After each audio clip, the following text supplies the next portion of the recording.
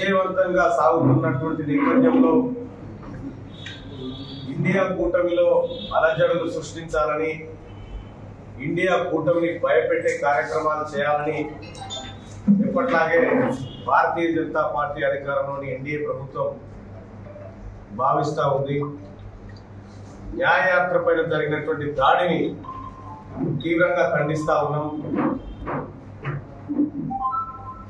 రాహుల్ గాంధీ చేస్తున్నటువంటి యాత్ర దేశంలో అణగారిన వర్గాల హక్కుల కోసం వారికి న్యాయం అందే విధంగా చేస్తున్నటువంటి యాత్ర ఇది. ఈ యాత్రని భారతీయ జనతా పార్టీ అడ్డుకోవాలని, ఆయనని దేశంలో తిరగనీయవద్దని అనేక రకాలుగా కుట్రలు కుతంత్రాలు చేస్తా ఉంది. ఇదంతా దేశ ప్రజలు గమనిస్తా ఉన్నారు. నరేంద్ర మోడీ ప్రజలు ఎవరో మాకు అర్థం కాదు, కానీ రాహుల్ గాంధీ గారు ఈ దేశ ప్రజలను నమ్ముకున్నాడు. నరేంద్ర మోడీ గారు ఈడీలను, సిబిఐలను, ఐటీ శాఖలను నమ్ముకొని పరిపాలన చేస్తా ఉన్నారు. ఇక్కడ నిన్నగాక మొన్న బీహార్ లో నితీష్ కుమార్ ని అదిరించి బెదిరించి టౌన్ వైపు తిప్పుకున్నారు. వాళ్ళ జార్ఖండ్ సీఎం గా ఉన్నటువంటి హేమంత్ సోరెన్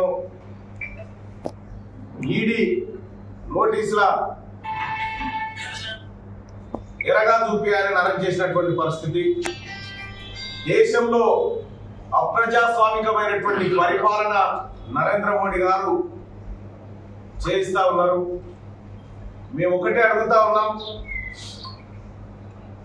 ఎన్ఫోర్స్మెంట్ డైరెక్టరేట్ కి ఇండియా పక్ష కూటమిలు కనిపిస్తాయి తప్ప కేసీఆర్ ఎందుకు కనిపిస్తలేడు?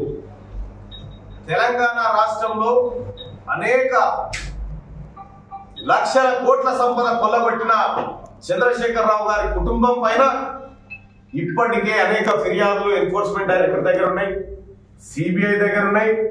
కానీ కేంద్ర ప్రభుత్వం ఎందుకు ఆయన పైన చర్యలు తీసుకుంటలేదు చెప్పాలి. నరేంద్ర మోడీ గారు, కేసీఆర్ ఇద్దరు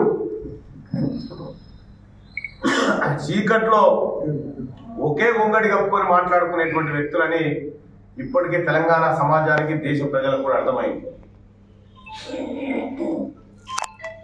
Bharatiya Janata party liquor scam లో కవిత వ్యవహారం తేల్చే విషయంలో ఎందుకు తాత్సారం చేస్తా ఉందని తెలంగాణ ప్రజలు అనుమాన పడతా ఉన్నారు. అనుమానాలకు బలం చేకూరే విధంగానే ఇవాళ భారతీయ జనతా పార్టీ కూడా వ్యవహరిస్తూ ఉంది.